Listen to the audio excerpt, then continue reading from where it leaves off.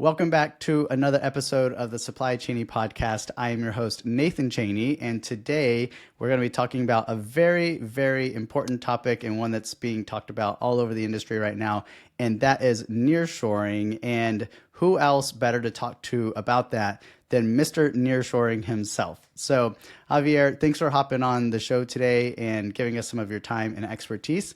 Tell us a little bit more about yourself. Thank you. Thank you for having me, Nathan. It was great to be here with you.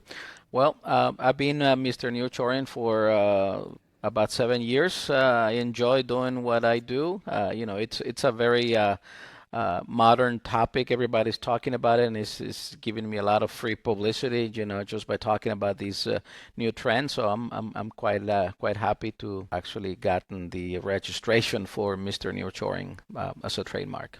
Can you take a minute to give us kind of the backstory of how you arrived at this nickname? Yeah, well, it's very simple. You and I both know Daniel Stanton, who actually registered the Mr. Supply Chain, and he and I used to work for Caterpillar, and we're friends for many years. And one day, just out of the blue, talking to him, and like, oh, I should do that. If he's Mr. Supply Chain, I can be Mr. Nearshoring, and that's how I came to that, and now it's a reality. Wow, that's a fun story. I've been thinking about what or if I need to do anything with supply chainy, but I feel like I don't need to officialize it too much. It's a little bit customized to me. Yeah, So yeah. can you walk us back, take us back in time a little bit to your younger years and kind of growing up and let us know a little bit more about your personal story? First of all, I'm married to Dora, my lovely wife. I have two daughters, twins. They're 18 years old, Daniela and Vanessa.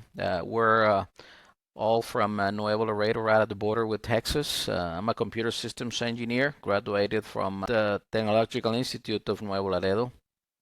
I grew up in that town, border town, different culture. And actually, when I was growing up, when I was 11 years old, my dad put a fixing tire place where I started working with him, which eventually became a convenience store, kind of a 7-Eleven type, and that's where I grew up. All my high school years, middle school year, and my college years. I worked side by side with my dad and learning a lot about how to treat customers, how to.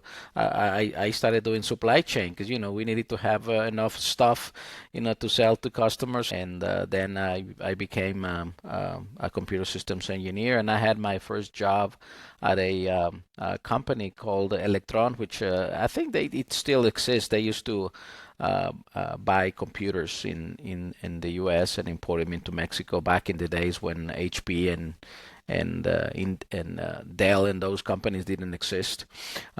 They imported millions of computers, and so I was a programmer for them for a few years. That was kind of my first job in the industry, and then I ended up working for Caterpillar, and that's where I did most of my supply chain career. Caterpillar, they were gracious enough to take in us to the United States. We lived 7 years in the United States. That was an awesome time for the family. We grew up a lot while being in the U.S. And then after my Caterpillar years, I worked a little bit for automotive. And then one day I decided that I did not want to get any instructions from anybody. My wife disagreed because she still wanted to have that right, and she still does. And here I am. I started my company, JL Nearshoring, specialized in nearshoring. Helping companies to move manufacturing operations into Mexico, or helping to find suppliers for the products. That's what we do. And sometimes when customers do not know how to manufacture, we develop the manufacturing capability for them. Can you say a little bit more about that transition period from, kind of being on the technology and computers side of the world and transitioning into supply chain? Thank you for asking that. That was a good transition.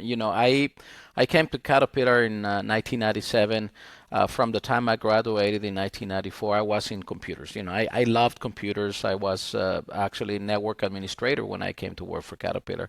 I took care of all the software and all the hardware. But then my career kind of topped out. I needed to, if I remember correctly, I think 5 years needed to go by before I got my next position. Because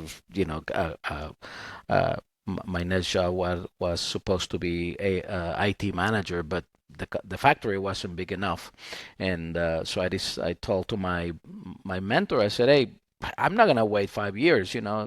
Give me something else. What can you do?" So I was at that time IT supervisor, and they said, how about this? You continue being IT supervisor and take over the demand planning department at the same time. So I was IT supervisor and demand planning supervisor, and let me tell you, it wasn't fun But because what were your the skill. qualifications to be demand planning supervisor? None. That I was a supervisor. That was probably the only thing in common. That's exactly why. And so, my skill set, my experience, my abilities in IT, which I think I was good, in demand planning, had nothing to do with it. And that's exactly why I'm saying, it wasn't fun. It was baptized by fire. It was hard. It was hard. Can you walk through a few more of those roles? What's the natural sort of progression from demand planning? What does it look like from there? Well, demand planning is one of those key areas in supply chain where, the supply and demand meet. You on one side, you have to make sure that you have a good signal to the suppliers that you're doing a good planning. I had responsibility for inventory accuracy, so I need to make sure that the inventories were correct, and then you need to make sure that the signals coming from the customers were correct, and you were interpreting all the signals correctly, and then scheduling the shop. That's kind of in my mind, demand planning is one of those critical areas because that's where everything comes together. As I progressed in my career as a supply chain manager, I focused a lot in demand planning. And I Okay. did that for a number of years. And I did purchasing in between. I think I was the last purchasing manager that had both direct, indirect, and capital purchases for the facility I used to work for. Okay. Because Caterpillar, it's a big company, and there is Yeah. a buyer for capital, there is a buyer for direct material, and there's a buyer for indirect. And Right. I was the last one before we kind of got those departments into a corporate environment. What kind of production? What were y'all making there at that facility? Well, in Nuevo Laredo, it was reman, which is another, remanufacturing. It's I don't know if you know, but Caterpillar is the largest remanufacturer in the world. And Okay. back then, we were remanufacturing fuel systems, injectors for engines. And then I was responsible from a purchasing standpoint to bring in the turbo facility, business we purchased from Honeywell. And then at the same time, we started the remanufacturing of the motherboards, for the tractors. I think 16 out of almost 20 years I spent them in remanufacturing with Caterpillar. Okay. All right. You're the second kind of long tenured podcast guest I've had from Caterpillar. Tell me a little bit about what happened after Caterpillar. Well, after Caterpillar, I went to work for automotive. And being honest, I did not like it, and especially the facility I worked at. The pace of Caterpillar from a supply chain perspective is slow. Back then, I don't know what the numbers are today, but back then, having an 85% delivery performance to the distribution center was pretty good. That was good for a Caterpillar facility. And in automotive, you get fired if you have an 85% delivery performance. So not only it's a completely different world, it's much faster. But the facility I used to work in, they had a lot of problems. Caterpillar is a very conservative company, and Caterpillar does a lot of planning. Um, and this company, just to give you an example, I told you I was a capital buyer. In order to buy a machine, we used to make an MQR, and everybody and the brother signed on that MQR. That was the Bible to make a machine. Where the safety people had to sign on it, the production people had to sign on it, the maintenance, production, everybody needed to sign. And then this other company that I worked for, the VP of sales went to the supplier and said, I don't care if the machine is not finished, ship it, because we are behind to our customer. And sure enough, what happened after that? The machine came and and it didn't work, and and they had to do a lot of changes. That's just different environment. I wasn't used to that. I was more, after almost 20 years, very, very, very structured environment, and I just, I didn't enjoy that time, and so I decided to create my own company. My idea was to become a supply chain consultant because I had a lot of experience in supply chain, and a leadership trainer and an executive coach. And I'm a certified executive coach, and I love that. I love the leadership type, and I love the executive coach type of work. So I say, between those three, I should be okay.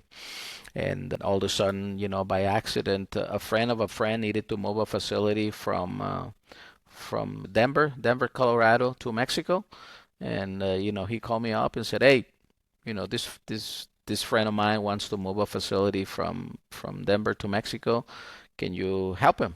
Like, sure, why not? So we moved. Actually, we moved that facility in 10 weeks. That was the record with a shelter. Very, very short time, and everybody said it was not possible. And the COO of the company, who is now a very good friend, Rob, and I, we teamed up and said, hey, he's just as crazy as I am, and say, hey, let's do it. Let's do it. And we did it. We did move the facility. It was a small facility, but nevertheless, we moved it in 10 weeks, which was very difficult to do. And after that, another project came in, and another project came in, and all of a sudden, I'm Mr. Nearshoring now.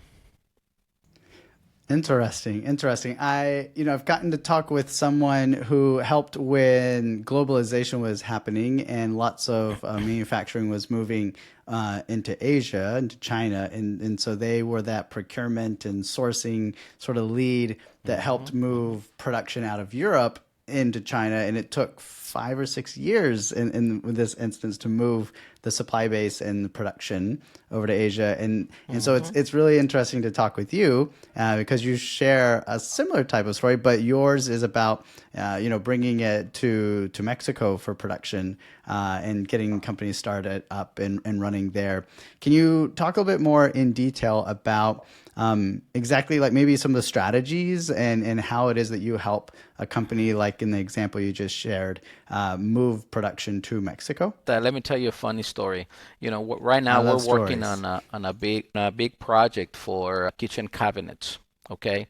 In fact, last Friday, the customer flew into Chihuahua, where the supplier is, and we visited the facility and all that. I had not met the owner yet, so I met the owner. Those guys were in Mexico doing kitchen cabinets 35, 40 years ago when kitchen cabinets went to China. And now here we are bringing back manufacturing to Mexico. The same guys, which is amazing. They focused after they lost, their demand for U.S., if you will.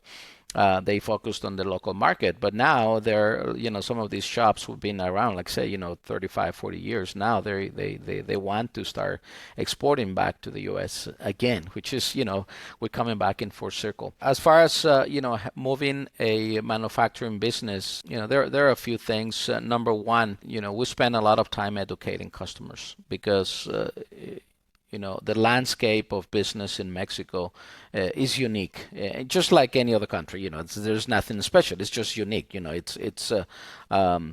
We do things different, and we have to make sure that number one, we help customers understand how is the landscape in Mexico. Let me give you one example. I incorporated my company in Texas. And then I got the permits to start importing stuff into the United States through my company, and that took me a total of 2 weeks. okay? In Mexico, doing the very same thing, meaning setting up a company, incorporating a company and getting the permits to import products from outside of Mexico and export them out of Mexico, it may take up to 2 years. And there's reason for that. It's not only bureaucracy, but there's valid legal reasons for the government to protect this type of businesses because sometimes they abuse the system. So you cannot wait 2 years to set up a company, right? So in this case, we have a legal way to do it is through shelters. So now the first step, hey, train customers or educate customers on the landscape and then help them to find the best service providers. In that case, we did it through a shelter. And the shelter, we selected one of the best shelters in Mexico, and that's who we teamed up, and we have them hire their executive team, because we just moved the facility, but then sometimes we operate the facilities for a short period of time, but they need to hire their executive team, and so we work together, do the interviews and present candidates and all that, and then just work with the shelter to get all the legalities in place, and then we also help them to find suppliers for the products. They need to buy raw materials, so we help them, get the supply chain of their products in Mexico, and do the master plan, and follow it and execute it. Wow. So really a bit of a turnkey sort of solution to help set up an operation and turn on the lights and start production in Mexico. Can you share where something went wrong, or maybe one of your clients faced some hardship and trying to do it themselves and maybe turn to you for help and recovery and make it the best out of a disaster or something like that? I have always used the same example. It's a perfect example. This company, it's a Chinese company. The CEO actually is a friend of mine, and we both work for Caterpillar. He actually was in my office a few months before they called us with, like they called 911, and my phone rang, and they said, hey, we need help. We have 66 containers stuck in Manzanillo, the main port, kind of the equivalent to Los Angeles in Mexico. And they say, we don't know what to do with them.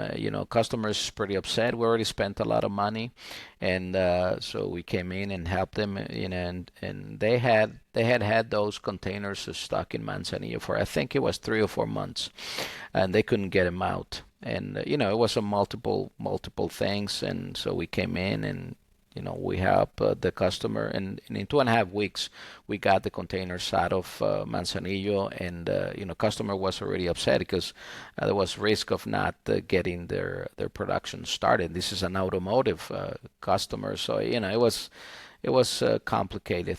But that's I always use that as an example of if I wanted to open up a business in China, I would not dare doing it myself. I would get a local. Same thing if I did it in Venezuela, or if I did it in U.S., or if I did it, well, I know U.S. a little bit more, but if I did it in Colombia or France, for that matter, you get the locals to help you because I don't pretend I know anything about those countries.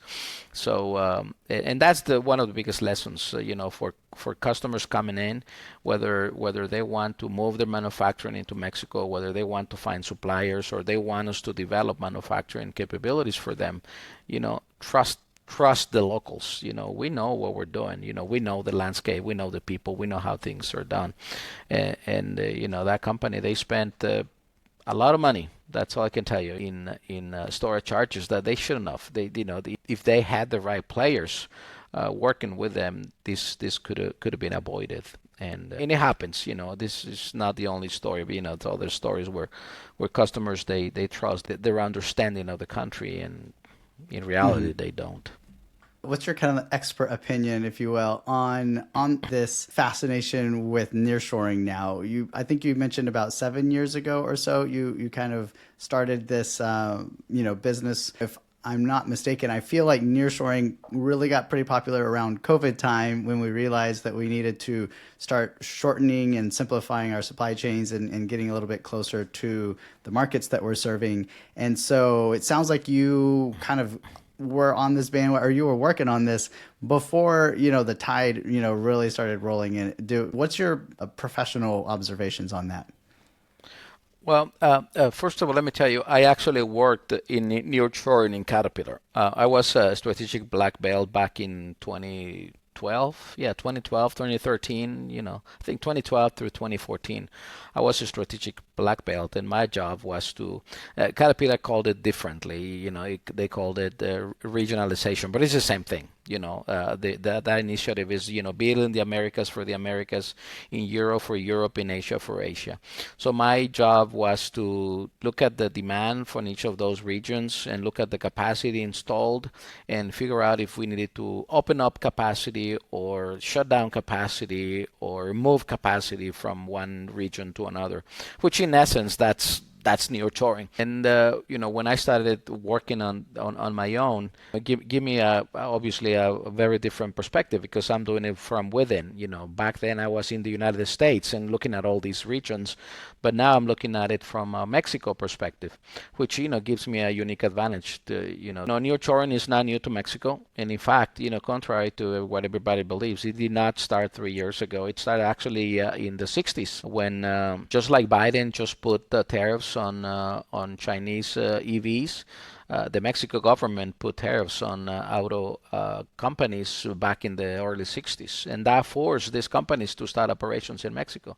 That was kind of the story when it was founded, if you will. But then in 2018, that was a very key year. That's when President Donald Trump put tariffs on China products. That was in 2018. I can tell you 2019 was very, very busy for us, very busy, because all these companies wanted to come to Mexico because overnight we became, from that perspective, we became 30% more competitive, pretty much automatically. And then, as you say, the COVID, I think that was the needle that broke the camel's back. This movement was already in motion, and it took some traction in 2019. Then kind of everything froze during the pandemic, but then people realized, like, holy crap, the networks are all screwed up. The supply chains are in the wrong place. There was a lot of disruptions. So after the pandemic, I think during the pandemic, all the people, all the executives were already thinking on nearshoring, and they say, you know what? As soon as this thing is over, this is very clear to me that we need to do something, and that's what happened in 2022 and 2023, and then kind of the elections in Mexico and elections in the United States put another kind of a in holding pattern this movement, but we're expecting that there's a lot of signals that in 2025 things are going to restart with even more force in 2025. That's my prediction. What was your experience when the NAFTA agreement got modified? I think it was President Trump kind of rewrote the rules a little bit. Mm-hmm. Was there any substantial change? Not really. Yeah, probably the biggest change was, instead of, I think it was before the USMCA with NAFTA, I think the automotive companies needed to have, if I recall correctly, 61% of regional content, meaning the car needed to be made with parts made in US, Mexico, or Canada at a 61% rate. And with the new free trade agreement, now the companies have to prove 75%. That industry is very well developed. It's one of the biggest, is the biggest export industry in Mexico. It represents almost 5% of the GDP. So, that change caused automotive companies to force companies who were not manufacturing in Mexico yet to put pressure, real pressure. So, 14%, it's significant. So that gave incentive to the automotive companies to tell suppliers who were not in Mexico or U.S. or Canada yet, kind of force them. And I was in those meetings with my customers, with their automotive customers, saying, if you this is a couple of years ago, if you do not have manufacturing in Mexico by 1/1/25, you're going to lose your contracts. We will no longer going to buy from you. Obviously, there are some products that cannot be yet manufactured because high specialty or whatever. But Yeah. there's a lot of pressure for the supply chains to relocate to Mexico or to North America. But most of the times they come to Mexico for Yeah. obvious reasons. Can you talk a little bit about what this effect, over the past 7 years or the past 60 years or something like that of nearshoring to Mexico? How has that affected the economy, the culture, the people, the standard of living? Has there been a substantial impact? What kind of changes are felt there? Well, thank you for asking me that question. I'm very passionate about that, Nathan. I'm gonna do a little bit of history. China started their movement in 1978. Okay, the conditions of China back in 1978 were a lot worse than the conditions of Mexico today.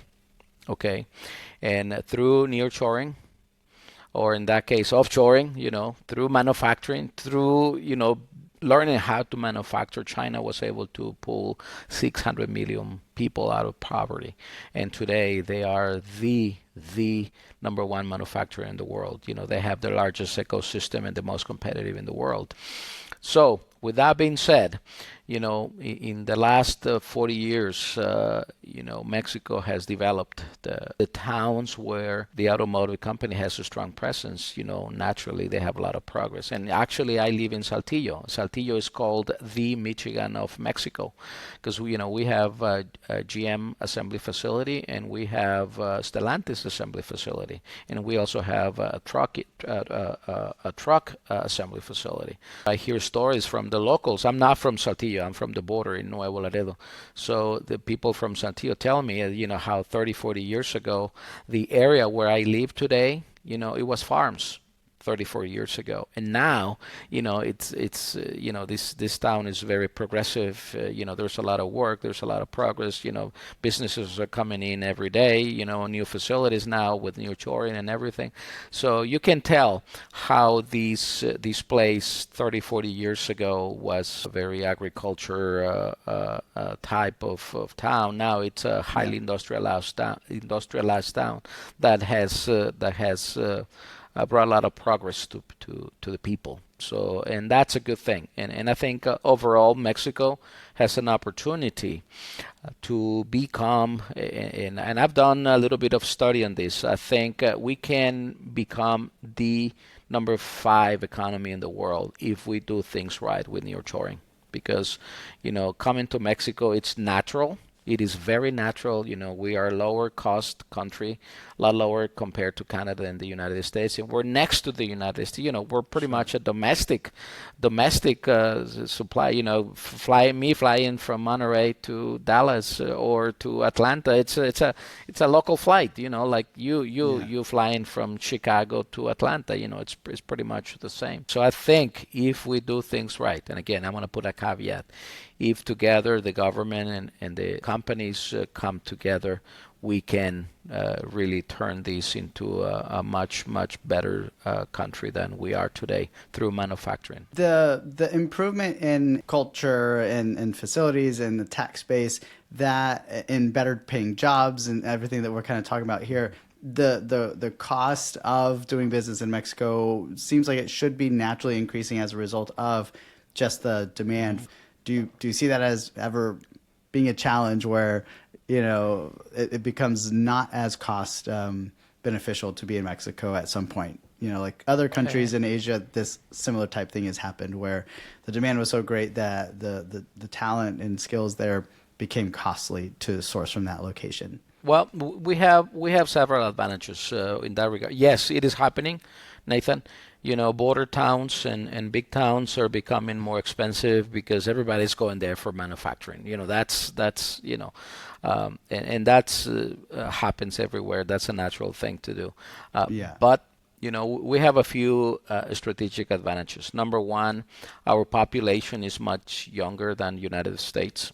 You know, Generally speaking, we are almost 10 years. Our population is almost 10 years younger than U.S. and China. So that's a big advantage. Number two, in United States, young people, they do not want to go to manufacturing. Somebody said just recently, and that I think the manufacturing age in United States is in the 50s, and in Mexico is in the middle to late 30s. Because in Mexico, all young people, they want to go to work in manufacturing, unlike in the United States. They just don't have that appetite anymore. We still have a lot of flow of STEM graduates coming out of universities, which working in a manufacturing environment, it's something they desire. But here's another statistic: more than 50% of the jobs in Mexico, Nathan, are in the informality. You think about this: we have, I believe the number is 60, close to 60 million people employed. A little bit over half of that do not work in a formal environment, meaning they either sell stuff on the street or they, plumbing services and things like that, but not in a formal way, meaning, they don't, they're not registered, they don't have employees and things like that. So you can imagine we still have, in order for us to be effective in a significant way as a whole, we can bring all those people from the informality into a manufacturing job, which is they're much better paid, and they have a lot of they have benefits. They don't have benefits in the informality. So you're talking about a big pile of people, and we have young people who are willing to come to manufacturing. So eventually we're going to have that problem. I'm not sure if that's going to be in the next 5 years though, because we have this big pool of talent that we can bring on board. And on top of that, South Mexico is not developed, and the government is making a lot of efforts to develop south of Mexico, which there's no manufacturing, so there's another potential. And I think in the informality, they're mostly in the south of Mexico. So if we put manufacturing ecosystem in the south of Mexico, which is not easy, it takes money and it takes time to develop, but I think we can do it. If you put yourself in the place of a business student today who said, "Oh, there's this nearshoring thing going on, international trade. I want to be involved in that as a career when I'm done with school." Do you have any words of advice for them? Now I pay a lot of attention to the trends. What is happening? What is relevant today? Students, they need to be aware of what is relevant today. Today, not only nearshoring it's a trend, and learning about it and getting on the wave, it's important, but we don't know how long this is gonna last. I think it's gonna last at least minimum of 5 years and up to a decade. That's my personal prediction. But let me give you an example. One of my girls just started industrial engineering, and she's learning how to do programming. I'm a computer systems engineer, so I was teaching her a little bit about that, and I say, you know what, we were talking about ChatGPT and all that, and I said, you know what, if you start today, if you start training yourself in AI today, to spend time learning about AI, you may be not an expert, but you may be well versed in AI by the time you graduate. So I think it's a trend. There's not a lot of experts, that's developing, but if a young student starts training and learning about AI in his or her spare time, can be a lot more knowledgeable than the average person. So that would be my advice.